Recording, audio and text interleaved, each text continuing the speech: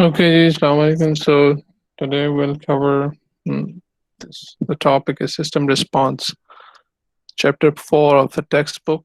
Um, I will not be covering few sections, for example, like Fourier series of signals. I believe you have already done this in the previous courses, most probably in some calculus. Anyone? This course में किया ये topic, Fourier analysis, yeah, Fourier transforms.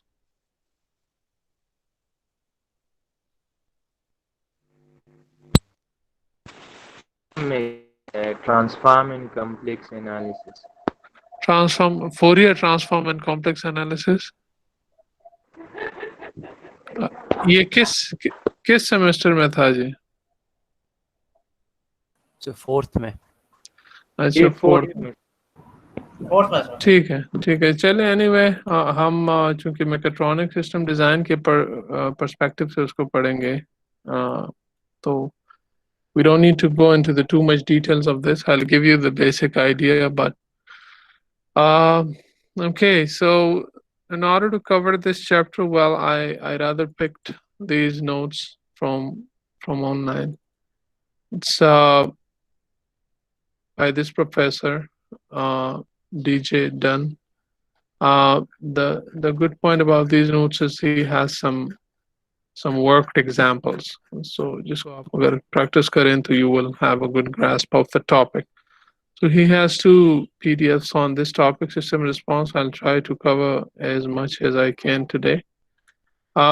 So what you should be able to do these at the end of this topic, explain the output response of an on and off control system. On and off control system is the very basic control technique. Unlike PID, it just either turns on the system or turns it off.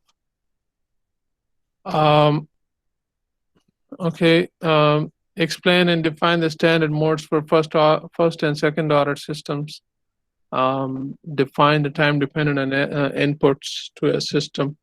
So we'll go through each one of them one by one. First of all, here it explains what is on and off control. So imagine you have this system. There's a water inside this tank of liquid, and we have got this thermometer which measures the temperature inside the tank, the temperature of water. And then we got this heater. So, and there's a switch which turns on and off this heater. And the intake for the cold water is here, okay? And the hot water is taken from top, or the other way around. It's coming from top and taken from bottom. What they want to demonstrate here is when the switch is operated, power is supplied to the heater, and the water gets hotter. Okay, so the operation of the switch is the input action, and the temperature of the water is the output action. So the output temperature is related to the power like this. Okay, so look at this formula. The power that you provide, this is input to the system. Okay, it depends on the mass of the liquid. Okay, its specific heat. So water has a different specific heat. Any other liquid might have a different specific heat. So that's a constant. And then we have a change in the temperature. Here they represent the temperature with a theta. So it's a delta theta. Okay, and then time, of course, because power is something that is energy consumed per unit time. So we can also represent the system by just a transfer function. Call it G. So the system means that it has an output. Output is the temperature of the water. And it has an input. Input is the power given to the heater. Okay. So we often write it as this. It's output over input is your transfer function. So it's a change. We know the output is the change in temperature and the input is power. So if you just rearrange that equation, we get this time over mass time the specific heat, T over mc. This is called open loop system. This transfer function represents the open loop system because we haven't closed the loop yet. The signal does not pass, does not, the signal path does not form a closed loop. Okay, so we just don't take a portion of the output or the output and give it back here somehow to the system as an input again, or subtract from the input. Okay, so we haven't closed the loop yet. So when the switch is closed, the temperature will keep rising with time. As long as the switch is closed, input is coming, the output will be continuously on the rise. Okay. There's no way you can achieve a certain desired temperature of the liquid. Okay. One way is just sense the water with your finger and be yourself, like complete the loop in by using your skin as a temperature sensor and your brain as a computer to adjust the whether or not to turn it off or not if it has reached a certain temperature. But there's other way is take a feedback from the thermometer and give both to a control device. Okay, so then you have something called a desired temperature and actual temperature. Okay, so it will look like this. Then let's say you have a thermostat. You take a feedback, okay, from the system. You give it a thermostat, and now you give power to him. You give power to the heater through this thermostat. So now thermostat has a control over whether or not to give power to the heater. It depends on whether the the current temperature of the water is the same as the desired temperature. Okay, so then we call it a feedback system or a closed loop system. Okay, so this is an improvement, and this is an improvement in the system by using a thermostat controller and thermocouple to measure the output. The desired temperature is set on the controller. So it could be it could be a digital controller. And the actual temperature is the output of the system. Okay, the controller compares the measured temperature with the set temperature. If the water is cold, turn on the heater, otherwise turn it off. Suppose the temperature is low and correct. Temperature is low and correct, and the set temperature is suddenly increased. So what will happen? We call it a step change. This everything was going perfect. Let's say the temperature of water was, let's say, 50 degrees centigrade, and all of a sudden someone took the desired temperature from 0 to 200 degrees Celsius. So that is a step change in this particular application. Okay, and the step change here represents 100, and it's a certain step, and the unit is Celsius. Now what will happen, the thermostat will turn the heater on and temperature will rise. Sometime later, the temperature reaches the correct value. So it looks like this. So this was the time that the change started.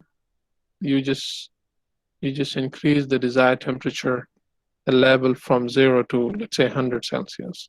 That's on the y-axis. But now, in order for the system to reach that level, let's say the desired was okay, let's say the desired was 100. Okay, so which one should be 100? Maybe this one. This is your 100. Okay. So the system will not just exactly reach there, it will surpass that, and then the temperature will sense, okay, we have done too much heating. Bring it a little down because we want 100 perfect. Let's say you reach 110, and then you're keeping readings from the thermocouple, and then you come to know that we need to bring it a little down to 100. But while bringing down to 100, because of the inertia of the system, it brought to 90 because it's just on and off. Okay, there is no way you're controlling the amount of power you're giving to a system, the amount of heating you're giving to a system. You just give it full heat on or no heat at all. So this kind of control is called on-off control. So the heating is represented by this positive slope here. This is called the system response of the system to our input. Okay. So it shows clearly graphically here, and the steady state value is never reached because you are just somewhere either above that or below that. Okay. So this we study the system behavior from these time response graph, and that's what the topic of the system is. We'll see what improvement shows up here when we bring some sophisticated control like a P or PID or PD control. So the block diagram will now look like this. You've got this controller, okay, a thermostat here, and then you're giving that the input instead of giving input directly to the system. Okay, and then you give the output of that controller to the system. And then you take the output of the system, which is the change in temperature, okay? And then you have established a feedback path, which senses that output in order to compare it with a desired value here. So, and that has to go through a thermocouple because this output is being sensed by the thermocouple. So the sensors always, the feedback sensors always show up in the feedback path as a system, okay? And they might have their own transfer function. So everything you see here has a transfer function. It has a relationship between the output and its input. Okay, so we saw the transfer function of this. The G, it looked like this. Okay, and then we saw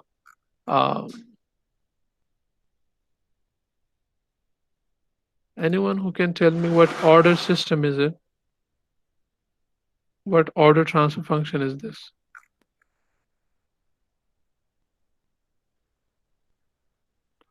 Hello? First order. First order, क्योंकि अगर इसको हम Laplace में convert करेंगे भी तो we'll see S with power 1. Okay. And then in the controller has also its transfer function. Thermocouple might also have a transfer function, but normally the sensors are not that complex to have their own dynamics. They just have a gain value. Gain is so they just their input multiplied by some gain and give you the output. Okay, so think of that gain as whatever it is, the output of the signal. You have to amplify it because normally the voltage that it gives is quite less, you would say, and you want to bring it to some desired level. All right, so that's what we meant by the response of a system. Okay, so now let's study some standard models. First order and second order, we usually do that. We don't go into higher order systems.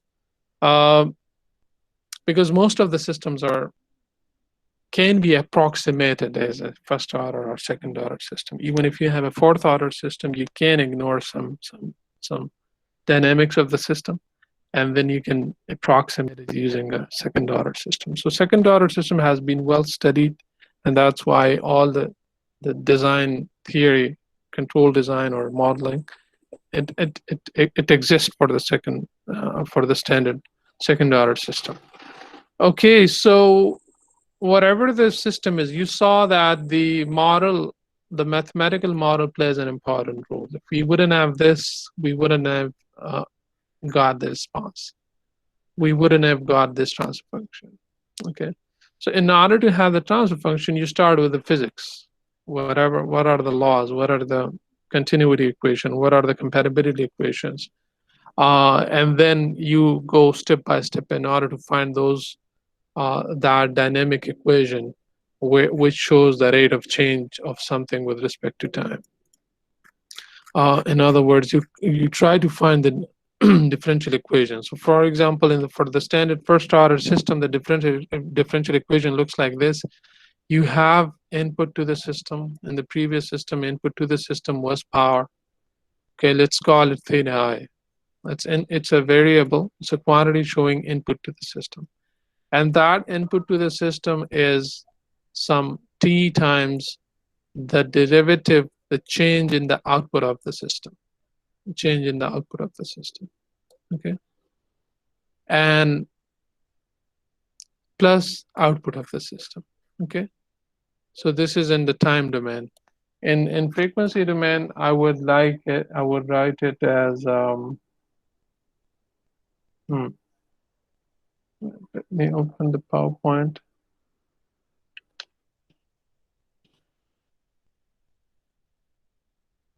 Frequency domain ये कैसे नजर आएगा? Anyone? आप लोग कर लें, and then I'm doing it. I will share. Take it to the S domain. चलिए S domain में कर लें. इसका Laplace लेना पड़ेगा.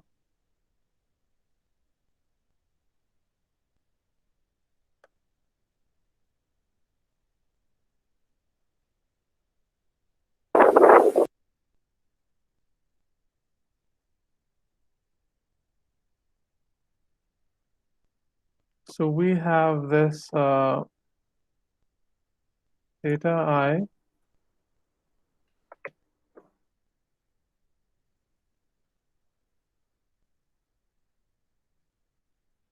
Its differential equation is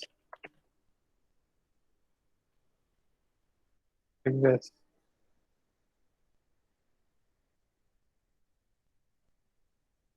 Input to the system.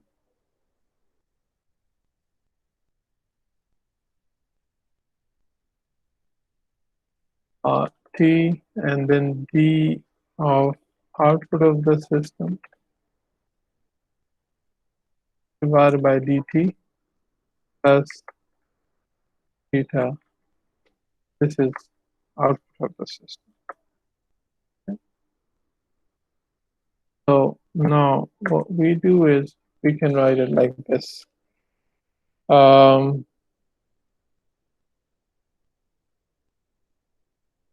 Yeah, we can write it like this. Take a Laplace transform.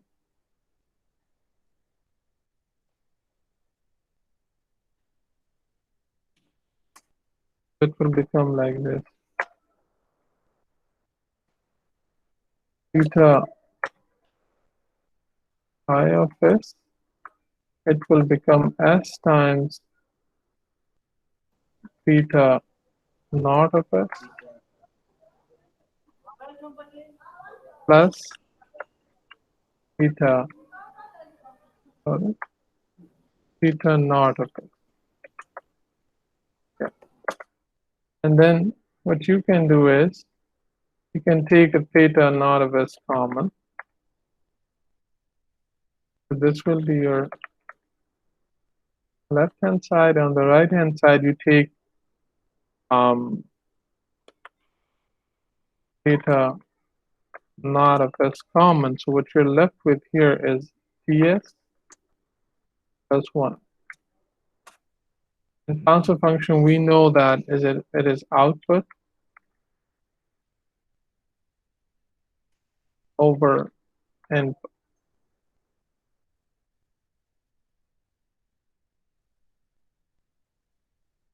What we will be left here with is 1 over ts plus 1. 1 over ts plus 1. So this is how the first order system looks like. Okay, and we can clearly see from the characteristic polynomial that it's a first order polynomial. So we call it a first order system. And similarly, we can do this for the second order system. Okay. Any question? No. Okay. And similarly here, so t is squared. T is a time constant. T is a time constant. It determines if there's a step change, how much time it takes for you to reach that, to achieve that certain. So there's always this slope here. It's impossible that you tell me that, hey, the water temperature at 10 p.m. was 50 and make it at 10:01 p.m. make it 100. So I cannot clearly do it in one minute. It's impossible. no matter how much heat you provide. There is a dynamics of the system which resists this change. So think of the time constant for the heat temperature control system to be at least a few minutes, depending on the mass and the size of the water that you're heating. That goes into the dynamic equation. So that time constant has something to do with the mass of the system and with other. It has something to do with the physics of the system. Okay. And delta, where was delta? Delta was here. Delta is the damping ratio. These will be discussed in great detail. Okay, they are example of the system parameters are constant. So these two are the important system parameter. They determine the response of the shape. Sorry, the shape of the response, the step response. Okay. Before you can solve how the output changes with time, you have to decide how the input changes with time. Okay. So you saw that this is the input here. So if we one way is to do it like this.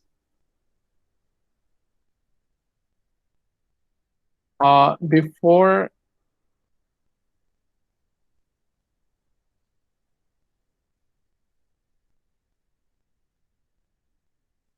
Control X, Control V, and this Control X and Control V. Before you want to see how output changes with time, it depends on the input. So we want to see how input change, because input is also a function of time.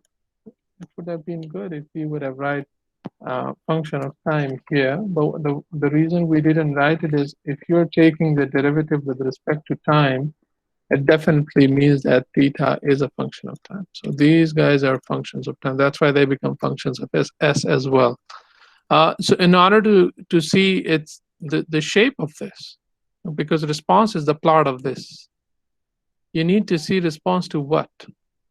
So you have to have this input system to the right of the equation.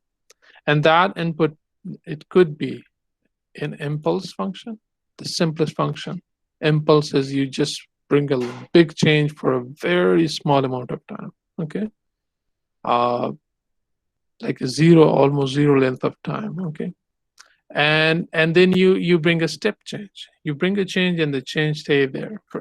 In this example, you would have given it a certain amount of power for a very small time. That would be your impulse.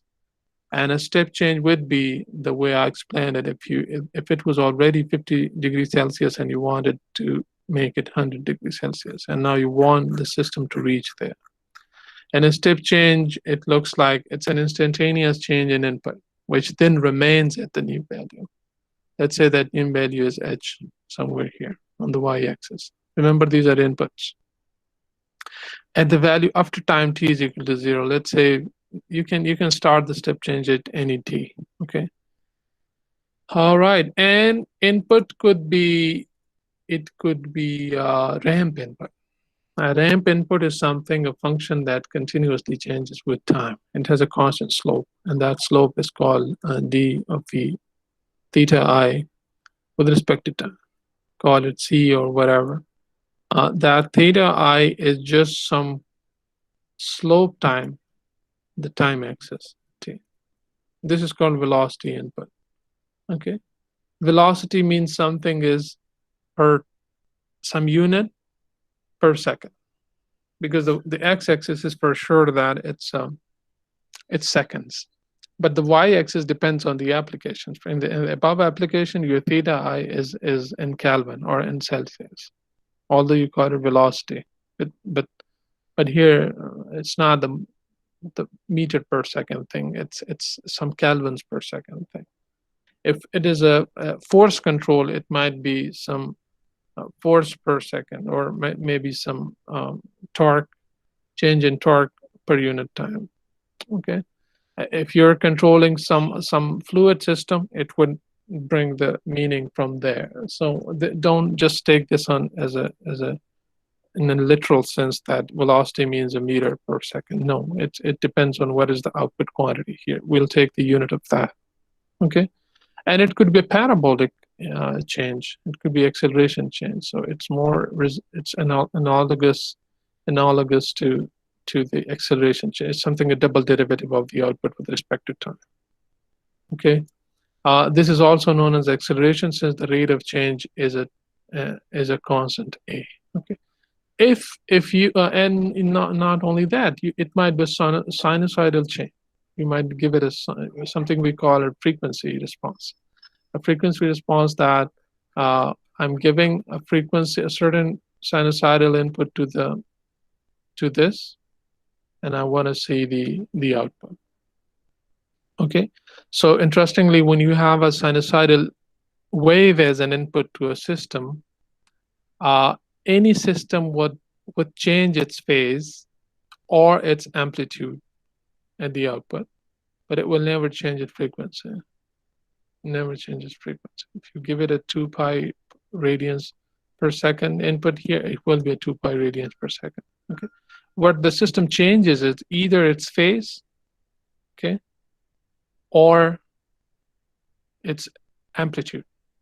Okay, जैसे आपने इधर जो sine wave दिया उसका amplitude था 5, output पे हो सकता है आपको 100 मिले अगर अनस्टेबल सिस्टम है, मतलब उसको हद से ज्यादा एम्पलीफाई कर रहा है, या हो सकता है आउटपुट पे आपको कुछ मिले ना 1 मिले, उसको डिटेन्यूएट करे.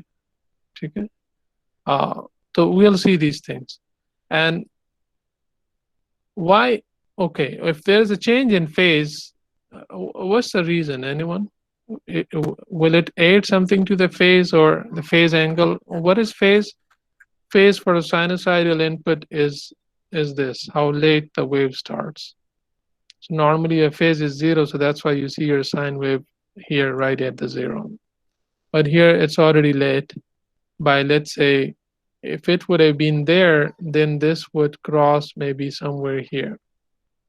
So this represents almost like 45 degrees phase. That's a constant phase angle that will stay in the waveform of this. Okay, so any sinusoidal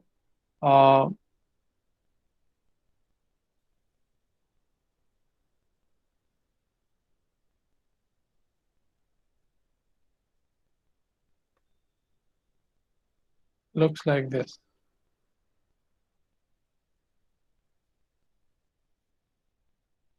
Your theta input is a function of time will be the magnitude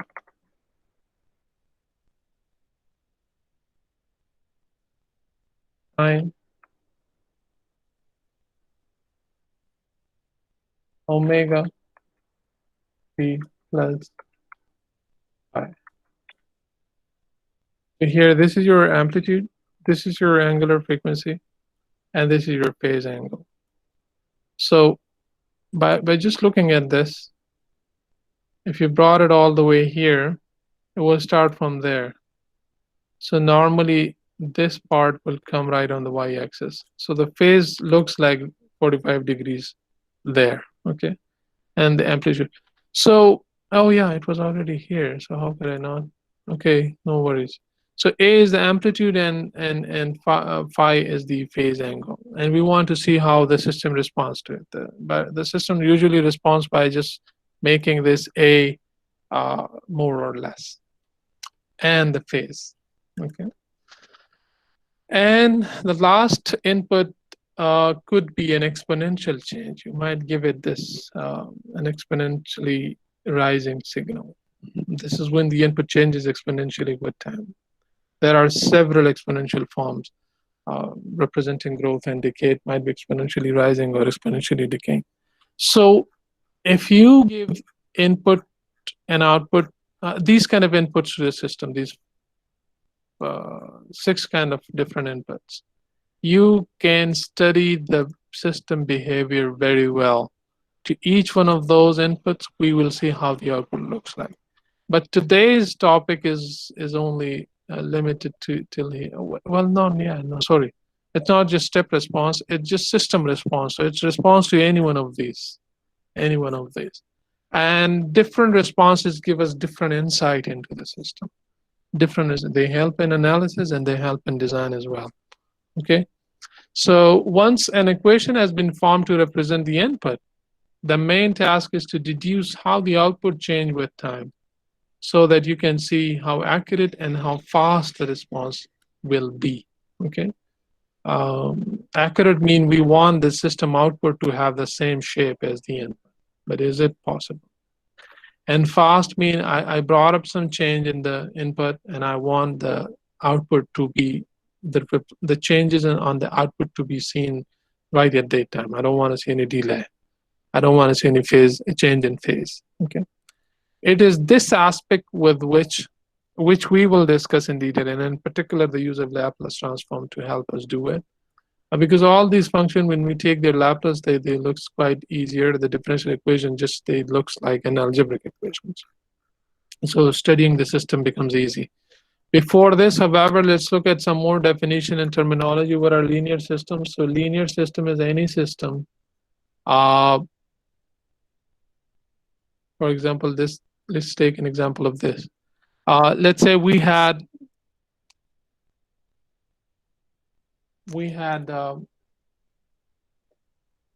input to the system was, instead of this,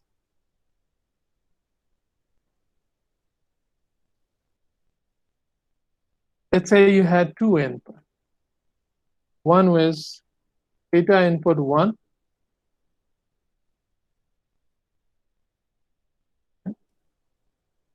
and another one is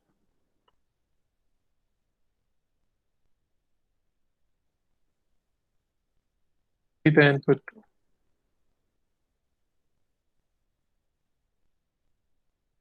Okay. So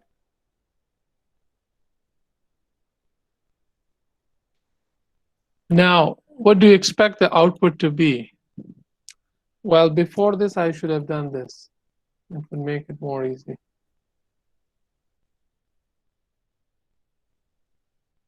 Let's say, sorry.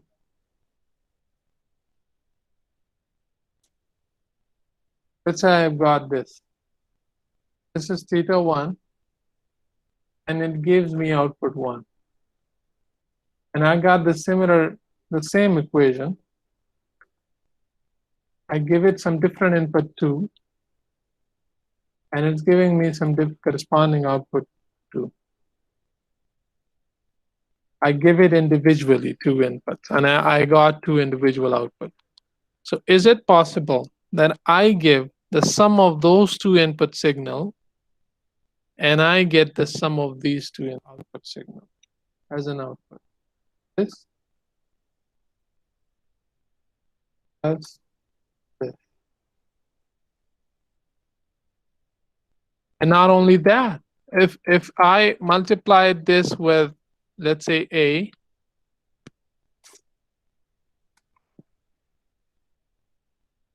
scalar a, and I multiplied this with a scalar b,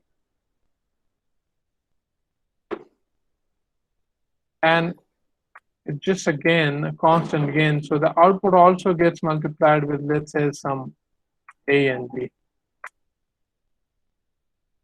Okay, and when I give a times input 1 and b times output input 2, I get the sum of a times output 1 and b times output 2.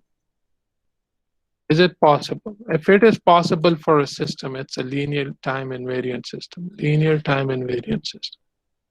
It's a linear system. So that's what has been written here.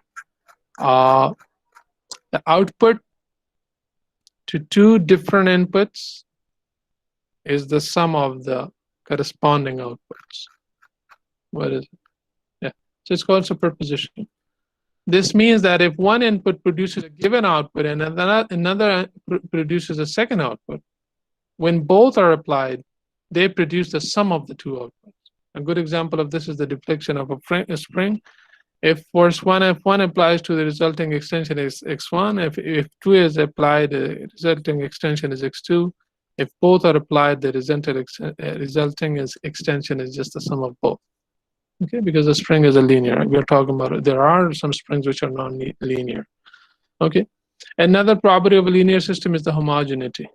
This means that if an input produces a given output, then multiplying the input by will multiply the output by the same figure. I said if you multiply the input by A, the output gets multiplied by A. This is homogeneity.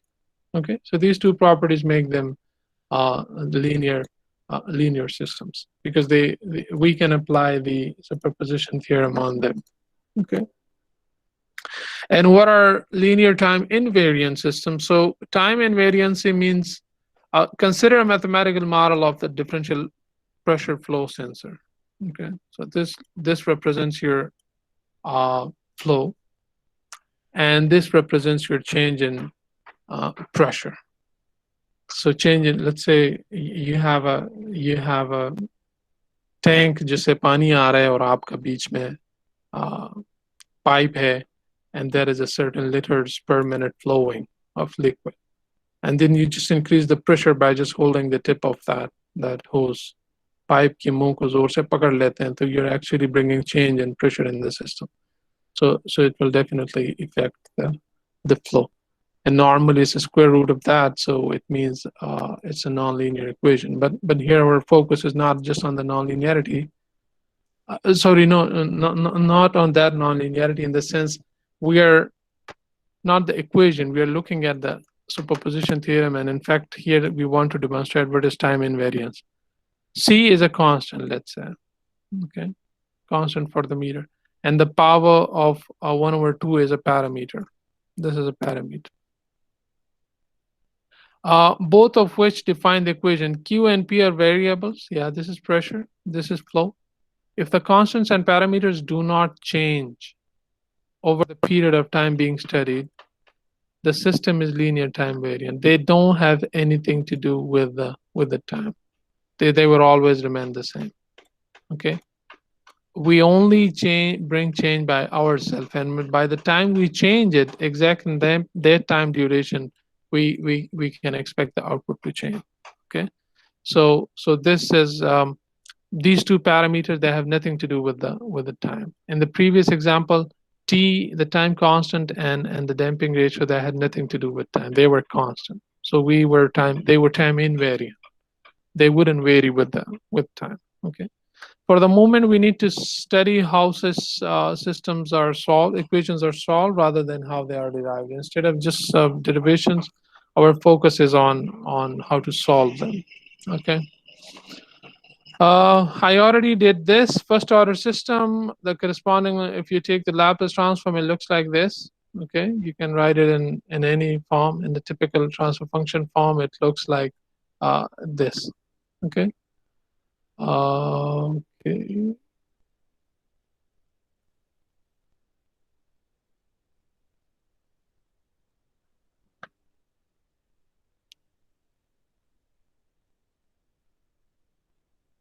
All right, chale, छोड़ दो इसको.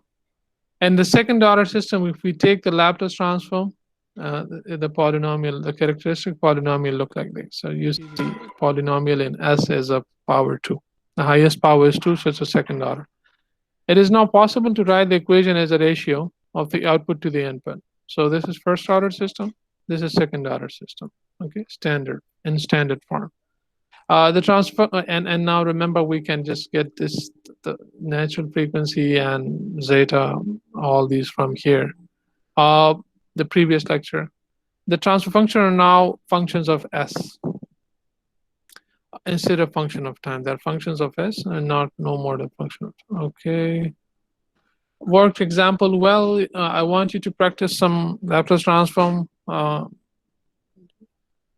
problems. Okay, so for example, we were given this function. Okay. Well, generally, if you're giving f of t, so the Laplace transform of this f of t means this. Okay, it's integral, and that's where s comes in. We multiply it with this exponential signal, and then, okay, it just you derivate it, and ultimately, if this, for example, is just a step input, h, like 50 to 100 or 0 to 100, whatever. So you just put it, just like integrating this exponential and putting limits, and ultimately that gives you this h over s.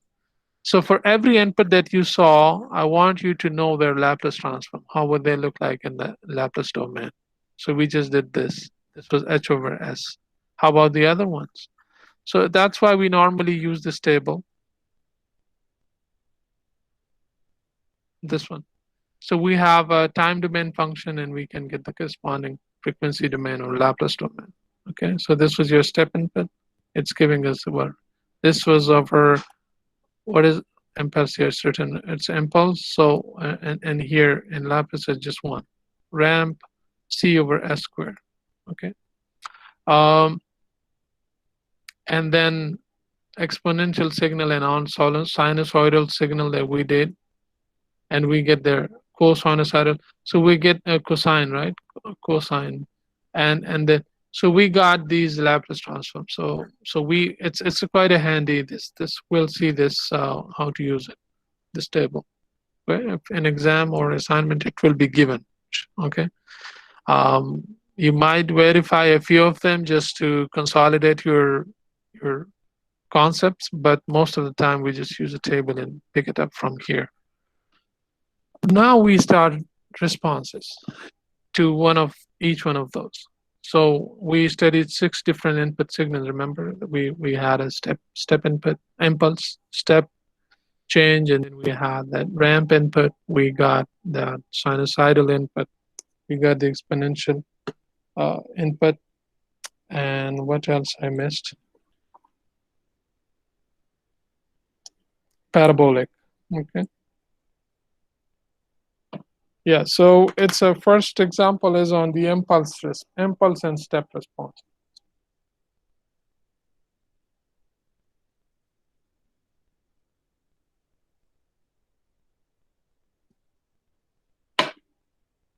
So if you have the Laplace transform of the input signal, it's quite easy. You just take the transfer function of the system,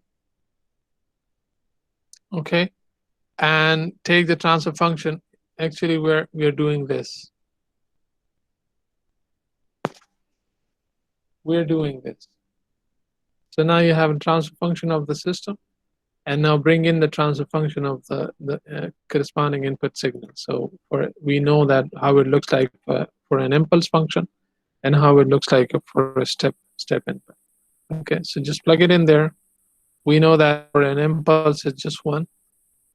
So the output is just the same as the transfer function. And we can also write it in, we can take it back to the time domain. Why we would take to the time domain? For the time domain, we just divide everything by t. The reason being is we have the inverse Laplace for something like this. So where is it? Is this k over s plus a? Is it that one? K over s plus a. So k over, this is your k, and this is your s plus a. If you have this, then you can just take the inverse k e to the minus at, and that's exactly you have here. So it's an exponentially decaying signal, and it makes sense. Why? Because you just give it some input, which was our impulse, which was 1 for a very short amount of time. So you just perturb the system, you disturb the system, you give it some input, and what you expect the output to be. The output cannot be just an impulse, because system has some dynamics, it has some inertia, it has some friction, a lot of forces acting on it, and because of that, its exponential, its impulse will not, its output will not be an impulse. It will be something that went up and just started slowing, coming back down to 0. So it will look like it will take some time to come back to 0 because the input was there and it just disappeared, and the output just shoot up there and it starts coming back to 0. So that's the concept behind it. How about the unit step? So unit step, we know that unit step, if you're talking about the input, so it just changed. Let's say time 0, we went from 0 to 1. Okay, But do you expect the output to go in that just short amount of time? No, the output has a time constant. Time constant, it has some damping ratio.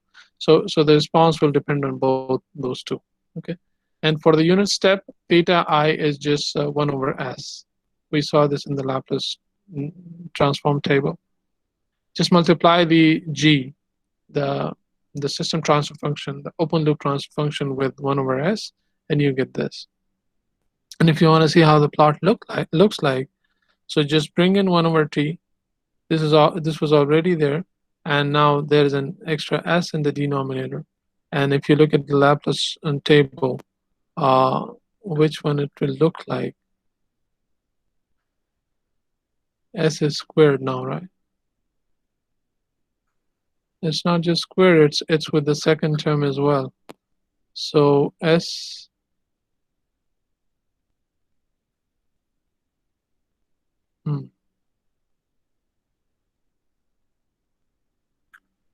maybe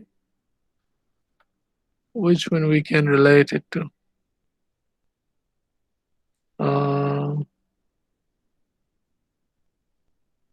नहीं, ये table में, yeah, it's here. Ka and s over s plus is an exponential growth. So the output will look like this, but there you have k as 1. So you get this. So it's an exponentially decaying, just like an impulse response, but it's 1 subtracted from 1, which means that it's upside down.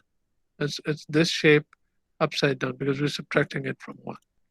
Okay, it's rising, and it makes sense because in that case the input just rose and it disappeared.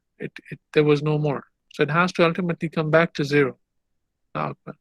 But in that case the input rose to a certain level and it stayed there, so the output has to reach that level. Okay, output is following the input to its best level as much as it can. Okay, so this is how the step response will look like. And I think we did this for the DC motor at the assignment too in the previous lecture. It might not be well behaved signal like this. It's over damped. There's a lot of damping in the system. That's why I don't see any oscillations. I don't see any overshoots. Okay, but those things will come later. We're just discussing first order system. So in first order system, we don't have those natural frequencies and we don't have those damping ratio. All we have is the time constant. Okay. All right. Any questions so far? अच्छा, ये example आप खुद कर लेंगे जी. We are giving this RC circuit. Okay, सबसे पहले तो इसके equation निकालेंगे. You might have it from your previous. It's quite easy. It's just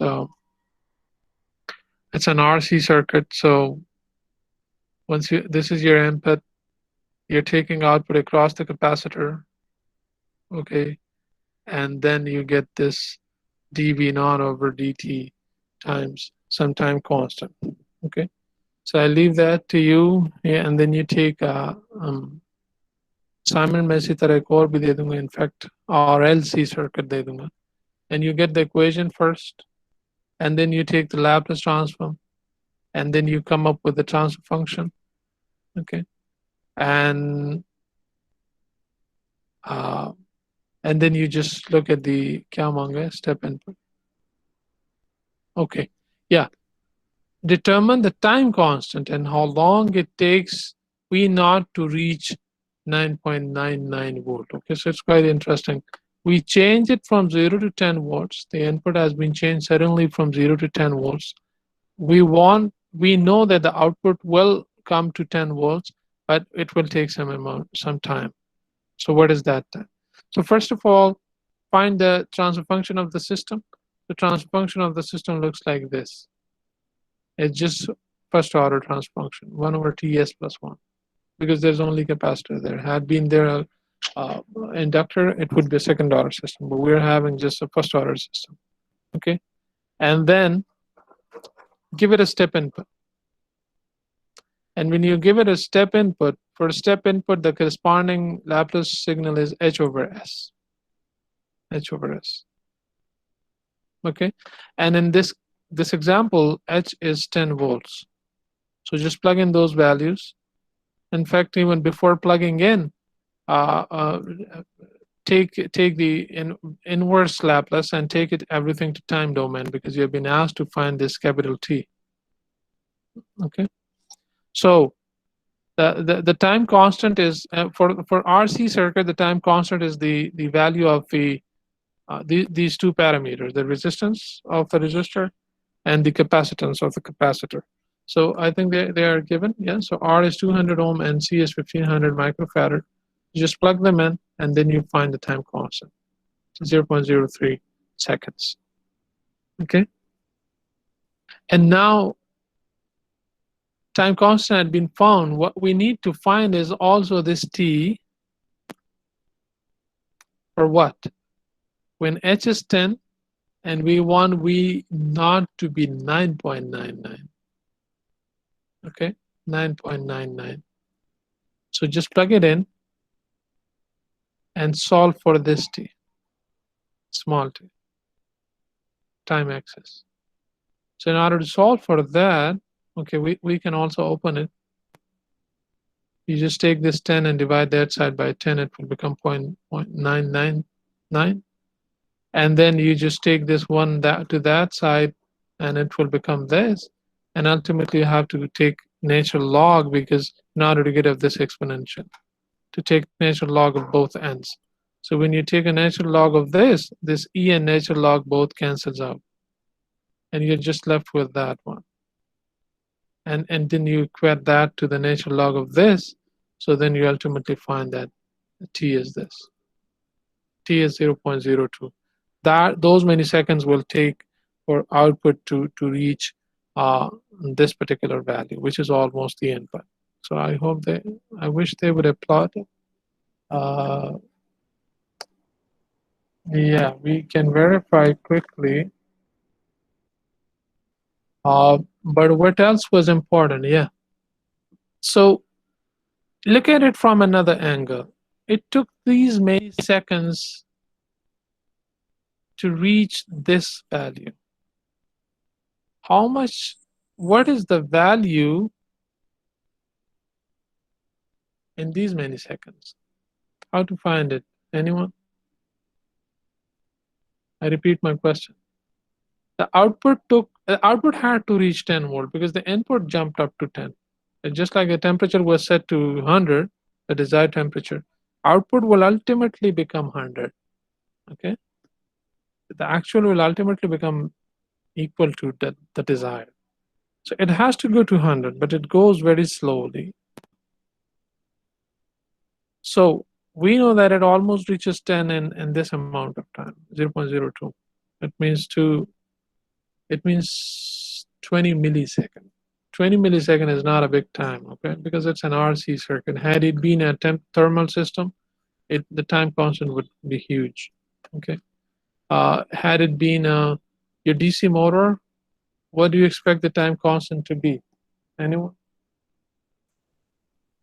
You change the input, let's say you're giving it some voltage and it's giving you a certain RPM, and you just double the voltage or made it 10 times, and you expect the RPM to be 10 times as well, for example.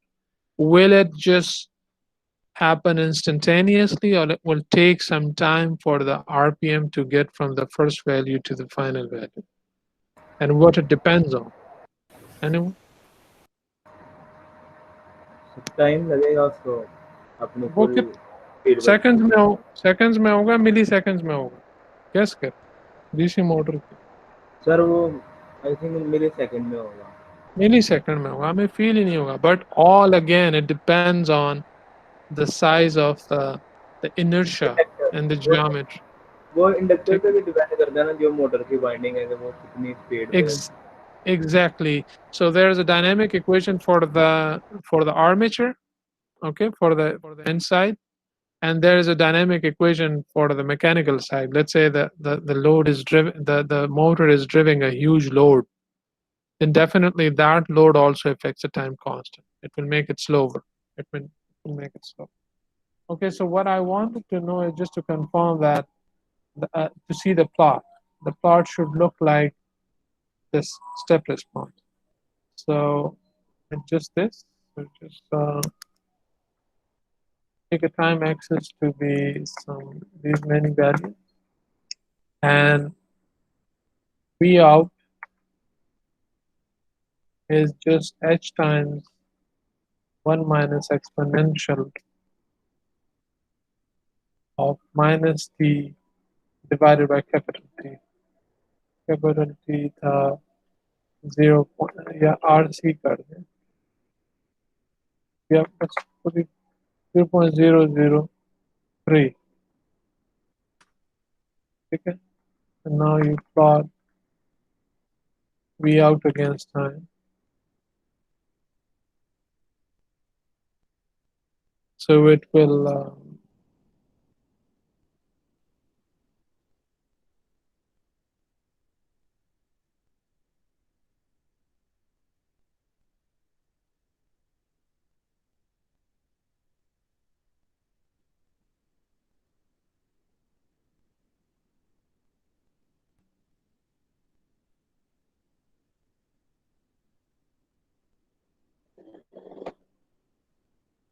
okay, कहीं कुछ गड़बड़ की है या एक bracket का.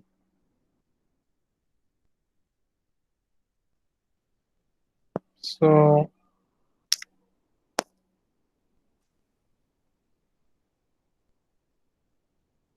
मुझे लगता है it has to be exponential. Yeah, थोड़ा बड़ा कर देते.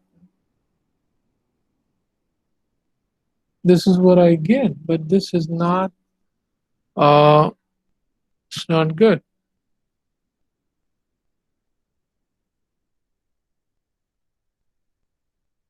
तो कहीं पे गड़बड़ है ये. 1 minus exponential. अच्छा इधर भी नहीं, इधर है minus t over capital T. Minus t over capital T. So this is exponential. 1 minus h. We're not getting a step. Ji Power में नहीं, exponential e power minus t over t. ये exponential जब हम इस तरह लिखते हैं तो इट मींस पावर में ना. देखें एक्सपोनेंशियल ऑफ 1 मींस 2.78. तो exponential of 1 mean e raise to power 1. तो जब आप एक्सपोनेंशियल के ब्रैकेट, ये फंक्शन है ना मैटलैब में, जब आप इसके ब्रैकेट में लिखते हैं तो it mean it's to the power 1 minus e to the minus t over this, and v out is just this. Minus t over 0.03. The example good. Sir minus T dot divide try करें. Minus t dot ये. जी अच्छा Yes, नहीं मैं sir we समझ- out sir इस तरह कर ले कि इस दोबारा कर ले दूसरी विंडो में और फिर क्या उसको ऐड करो. सर क्या करूं दूसरे विंडो में. ये कॉपी कर ले. एक्सक्यूज मी सर, ये डॉट के साथ आपने सिर्फ वी आउट किए ना, तो plot V out plus V एक ही चीज नहीं, की तो प्लॉट नहीं प्लॉट तो जब आप वी आउट देते हैं तो दूसरा ये खुद ही कुछ ले लेते हैं ना. ठीक है, वो मसला नहीं है जी. अफनान सर मैंने एक दूसरे सॉफ्टवेयर पे किया मोबाइल, मेरे पास जो आउटपुट का इसका इक्वेशन मैंने उसमें डाला है, मेरे पास जो ग्राफ आ रहा है वो स्टेप रिस्पांस आ रहे हैं 10 पर. नहीं तो स्टेप रेस्पॉन्स तो इधर भी आ रहा है, लेकिन ये देखें ये बिल्कुल 0 पे गया. आपको नजर नहीं आ रहा होगा.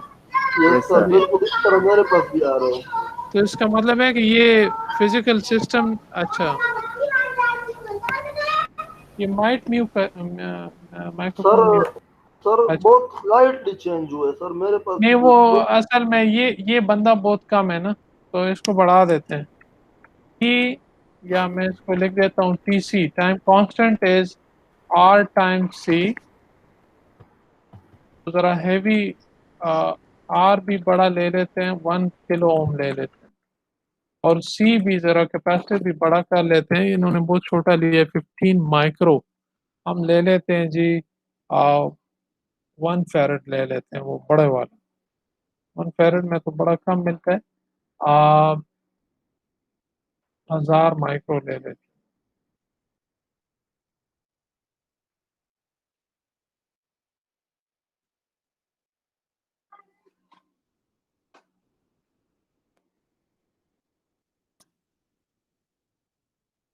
देयर यू गो, ठीक है। अब सिग्निफिकेंट हो गया ना टाइम। वो ज़्यादा प्रैक्टिकल सिस्टम, मतलब उसका टाइम कांस्टेंट इतना कम था कि वो हमें कम से कम इधर नज़र नहीं आ रहा। Now this is your step input, ठीक है। तो हम क्या वेरीफाई करना चाह रहे थे? हम वेरीफाई करना चाह रहे थे कि ये 9.99 पे कितने टाइम में रीच करेगा फर्स्ट टाइम। तो लेट्स से ये आपका 9.99 है इधर कहीं, ये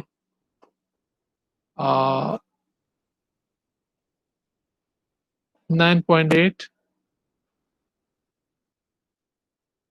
अच्छा सॉरी, टाइम एक्सेस आपका टाइम नहीं है तो उसको टाइम कर दें। ये y वर्सेस x होता है कि t वर्सेस x होता है, पहले भी पता चल जाएगा। t वर्सेस x, हाँ जी, टाइम वर्सेस x होता है, लेकिन टाइम हमारा अभी है 100 में, तो 100 सेकंड ले लेते हैं या जो भी, वो रियल सेकंड्स नहीं है ना। तो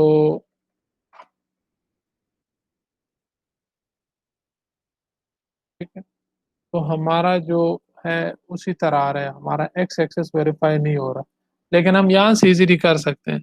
आर सी की वैल्यूज अपडेट हो गई, तो ये थोड़ा सा क्या हो गया, टी सी हमारा, इसकी जगह हमारे पास टी सी है 10।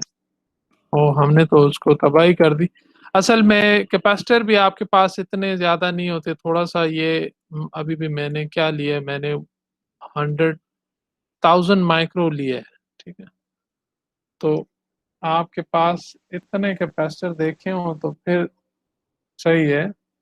1 फैरड कैपेसिटर, जो कि अनयूजुअल है, लेकिन लेट्स सी अब बड़ा कैसे ये हाथ में पड़ा हुआ है। 1 फैरड, एंड आपने इतने कैपेसिटर नहीं देखे होंगे, हमारे वाले बड़े छोटे होते हैं। लेकिन anyway, just for the sake of example we took the biggest capacitor, ठीक है। तो that was the step response. अच्छा जी, लेट्स मूव ऑन। अच्छा, full analysis of the response. For any standard first order system with a step input, the output response is this. We saw that it looks like this. If we plotted both input and output against time, we get the result shown. So input हमें पता है कि 0 से गया और इधर आया, ठीक है।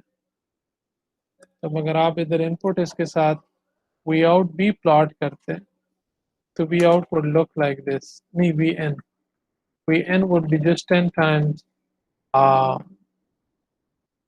10. Even if you plot it,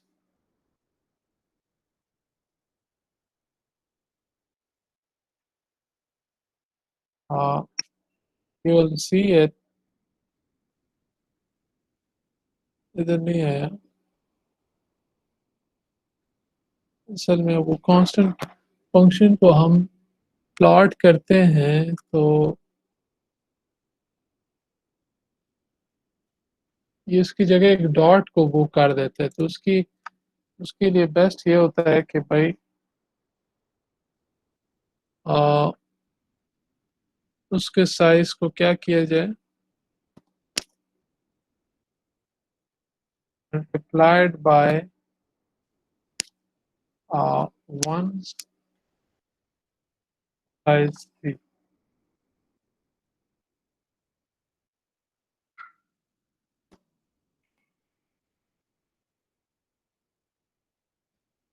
अच्छा नहीं, अभी बैलेंस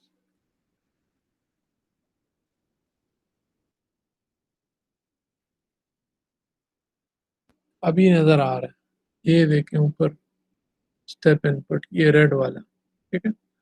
तो 12, तो वो that you look here and then your output response is here. So now what is important is to see the time constant on this plot.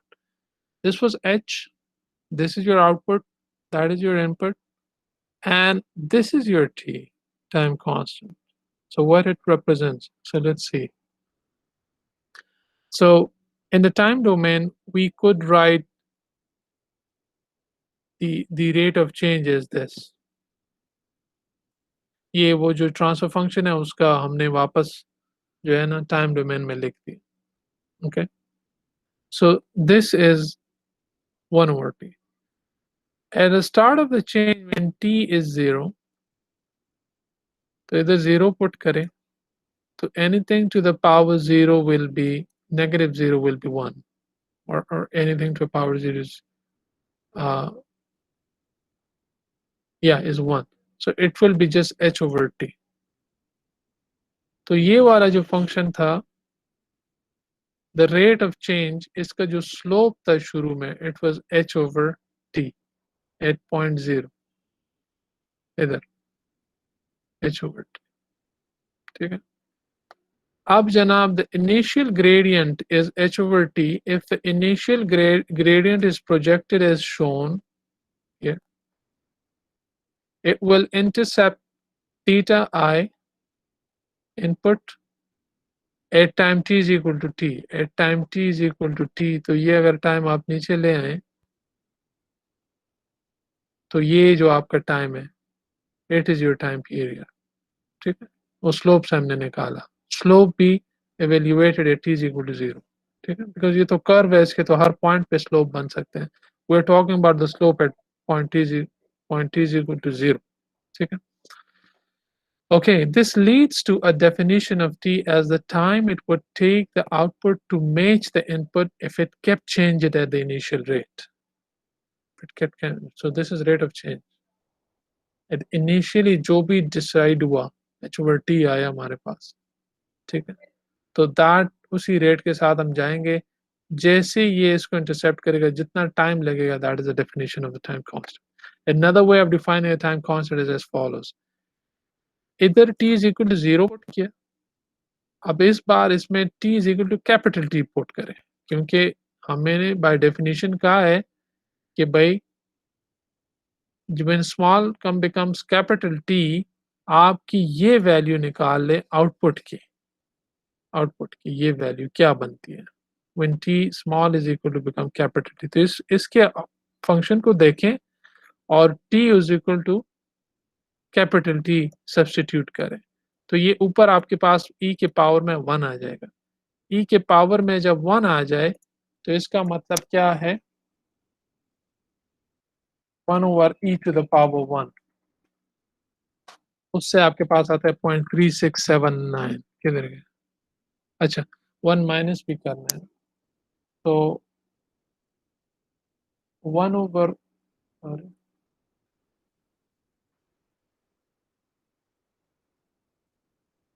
e is this, 0.632. अच्छा 1 minus answer कर देंगे ना. Yes sir. Yes, good, 0.632. तो इसका मतलब ये है, एक और डेफिनेशन, कि y एक्सिस की वैल्यू अगर टाइम को इस t के बराबर कर दें, इधर टाइम को बिल्कुल इस स्मॉल t को कैपिटल T के बराबर कर दें और इधर आए ये वैल्यू रीड कर दें, it will be 0.63% of the final value that it could reach. 63% of h, about 63% of it. So that is also a definition of the time constant. In other words, the output will reach 62.3% of the desired value after time constant, t seconds. अच्छा, इस तरह आप t is equal to 4t भी ले सकते हैं, उसमें फिर small t की जगह 4t पुट करें, और जाहिर बात है, now you gave enough time to for the signal, तो 4t में तो ये पहुंच ही गया होगा अपने end तक, ठीक है. तो it is 99% of the final value. This is as close to the correct value as we are likely to want. So we normally assume that the system has reached the correct value after t is equal to 40. t is equal to 40 इसलिए important है कि बाज़ औक़ात ये signal exact value पे कभी भी converge नहीं होता है, इसमें एक स्टेडी स्टेट एरर रह जाता है और आप एक्सपेक्ट करते हैं कि भाई इसने तो अल्टीमेटली आउटपुट इनपुट पे ही पहुंचना है, तो वो ज़रूरी नहीं है। जब 4t तक पहुंच जाए तो ये ऑलमोस्ट पहुंच गया होता है, वी अस्यूम कि भाई system is has become steady now. Steady mean इसके बाद ये चेंज नहीं होने वाला, ठीक है। तो 4t 3t 1t इसका कंट्रोल में बहुत ज़्यादा इंपॉर्टेंट है। First time 1 time time constant, 3 time time constant, 4 time time constant, ठीक है। इससे से सारे वो गेन्स वगैरह भी हम निकालते हैं। These are design parameters that are usually, I don't know control में आप लोगों ने ये किया है कि नहीं। वैसे बाय द वे कंट्रोल में तो ये चीजें आप कर रहे होंगे या की कर ली होंगी। Anyone? First order systems, step response Yes, sir. की है कि yes sir. Yes, sir. Sir response कर किसकी है? चुके हैं स्टेप रिस्पॉन्स और सर। इम्पल्स रिस्पॉन्स ये अभी कर रहे हैं सर। तो इतने खामोश बैठे हुए हैं कि मुझे लग रहा है फर्स्ट टाइम सुन रहे हैं, तो मैं इस पे फिर जरा तेजी से गुजर जाता हूँ, ठीक है। Yes, sir. अच्छा, response of a standard first order to ramp input, ठीक है। तो रैंप इनपुट का हमें पता है कि भाई it is CT, it's a continuously increasing signal like that, ठीक है। तो अब उसमें प्लग इन करें CT, सॉरी उसका लैप्लस आएगा C/S², लैप्लस टेबल से, तो C/S², तो ये प्लग इन करें। If we replace C with K and 1/T with A जो कि टेबल में था, तो we have this and we would find, table के थ्रू हम फाइंड कर सकते हैं कि इसका इनवर्स लैप्लस इस तरह दिखेगा, ठीक है। अब इसमें क्या डिफरेंट है? इसमें सबसे डिफरेंट ये है कि ये टाइम के साथ इंक्रीज करेगा आउटपुट, और करना भी चाहिए क्योंकि इनपुट इंक्रीज कर रहा है, ठीक है। इनपुट में भी T है तो आउटपुट में भी T है, ठीक है। लेकिन इसमें ये एक्स्ट्रा है, उससे कुछ सब्ट्रैक्ट हो रहा है। सब्ट्रैक्ट हो रहा है मीन ये उससे थोड़ा सा लैग करेगा, नीचे आएगा। और शुरू के T में जब T के बराबर, कैपिटल T के बराबर अभी नहीं आया होता, नहीं आया होगा, ठीक है। देखें शुरू में ये वैल्यू जो होगी ना, ये 1/, समथिंग, ये बहुत स्मॉल होगी। स्मॉल होगी तो 1/, बड़ी होगी, मतलब अल्टीमेटली इसने हमेशा 1 से कम रहना है, because it's a power is a fraction, power is a fraction, ठीक है। तो अगर T कैपिटल T के बराबर है तो it will become 1/E, that's a maximum value it will get and it is this point 632।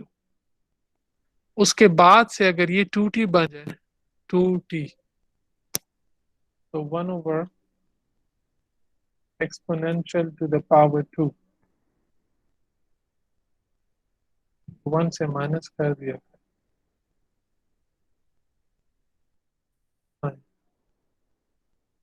1 से माइनस ना करें, this value will get smaller and smaller। अब अगर 1/3T पे आप जाए, टाइम बढ़ रहा है, तो ये स्मॉल, इसका मतलब मेरे कहने का मेरा मतलब ये है कि ये जो पोर्शन जो 1 से सब्ट्रैक्ट हो रहे हैं और जो कैपिटल T के साथ मल्टीप्लाई हो रहे हैं, ये डोमिनेंट होता है शुरू में। तो शुरू में you see a different behaviour like this, देखें इसको ट्रांजिएंट बिहेवियर कहते हैं। फिर ये बाद में स्टेडी स्टेट पे आ जाता है, the shape is exactly looks like that, ठीक है। तो we'll see that plotting the theta naught against time produces the result shown। Now we call it a ramp input, a ramp response, ठीक है। And the equation may be written as उसी को खोला है, simple। At large values of time t, the term becomes negligibly small। मैंने आपको कहा ना, जितना ये small time, क्योंकि time के साथ तो आपका t बढ़ रहा है, ठीक है। तो जब लार्ज वैल्यूज होंगी तो इट बिकम्स नेग्लिजिबली स्मॉल। तो जब ये नेग्लिजिबली स्मॉल हो जाएगा तो क्या हो जाएगा, द आउटपुट बिकम्स, इसको हम इग्नोर कर लेंगे, लेट्स से इसकी जगह बस सिर्फ इधर ब्रैकेट में 1 आ जाएगा। तो T माइनस कैपिटल T, इसको मैं इस तरह लिख दूं, तो T C of T minus, इसका मतलब क्या हुआ कि वही फंक्शन है C ऑफ CT ही है, CT ये, लेकिन delayed by the time constant, delayed by the time constant. तो टाइम कांस्टेंट अगर आप निकालना चाहें तो इस पॉइंट को लें और नीचे उसके टाइम एक्सिस को देखें और उसी वैल्यू के करस्पॉन्डिंग आउटपुट प्लॉट पे देखें और टाइम लें तो you will see that it has been delayed by the time constant. ठीक है, so the error becomes this. ठीक है, in other words, a constant error CT result after an initial transient stage, and this is called a steady state error. This is your steady state error. अगर steady state error ये ना हो zero, तो this will perfect, ये थोड़ा सा यूं हो जाएगा लेकिन ultimately उसी के ऊपर overlay कर जाएगा क्योंकि steady state error zero है. लेकिन चूंकि आपका टाइम कांस्टेंट बड़ा डोमिनेंट है, ठीक है, तो दिस एरर इज क्वाइट क्योंकि ये तो कैंसिल हो जाएगा ना, ये आपका, तो टाइम कांस्टेंट ज्यादा तो स्टेडी स्टेट एरर ज्यादा, टाइम कांस्टेंट कम तो steady state error come. Okay, so this, अब ये एग्जांपल है, ये कोई ट्रांसफर फंक्शन लिया हुआ है. I think you can easily do this. अच्छा, इसमें क्या, हाँ, the input is change at a constant rate of 5 degrees, तो सी आपका 5 है, स्मॉल सी स्लोप. ठीक है, और किधर से स्टार्ट कर रहे हैं, जीरो पोजीशन. ठीक है, calculate the error after 0.4 seconds and the steady state error. ठीक है, 0.4 सेकंड के बाद एरर क्या होगा, और तो 0.4 सेकंड इसी में प्लग इन करना है. टी की वैल्यू, कैपिटल टी की वैल्यू प्लग इन की 0.2 और सी की वैल्यू प्लग इन की 5. कैपिटल टी की अच्छा स्मॉल टी की वैल्यू पुट करें 0.4 and you will get to know that इतने टाइम के बाद सिस्टम होगा 1.135 डिग्रीज पे. ठीक है, और स्टेडी स्टेट एरर भी इससे फाइंड करें 2 माइनस दिस, जिधर आउटपुट होना था 2,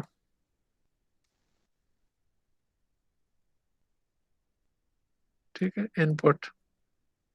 इनपुट माइनस आउटपुट, और उसी time 2 is equal to T, time t is equal to 0.4 second पे आउटपुट की वैल्यू, दोनों का difference, you get the steady state error. The steady state error is CT, और आप ऐसे भी फाइंड कर सकते थे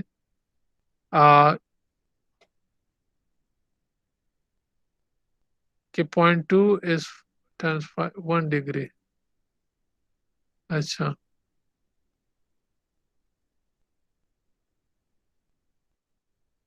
यहाँ पे स्टेडी स्टेट एरर थोड़ा कम है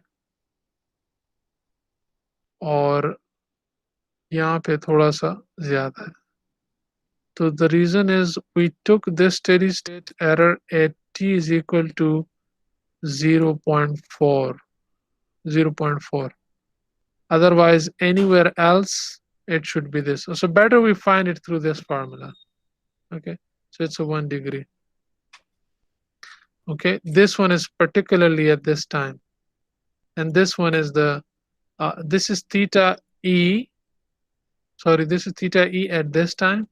And this is the steady state error. This is continuous. This is forever after the transient phase dies out. Okay, it's a steady state error.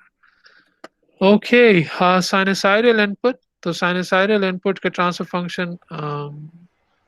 अच्छा, let's go step by step. जी जी. Sir हमारी power electronics class है अभी. किस वक्त? अभी sir ma'am ने लिंक सेंड कर दिया, अभी स्टार्ट. अच्छा जी. जी मुझे तो लगा मैं ये खत्म कर दूंगा. अच्छा, चलें ठीक है जी. we'll do this next time इंशाल्लाह. चलें अटेंडेंस ले लें जी. ठीक है. Okay sir.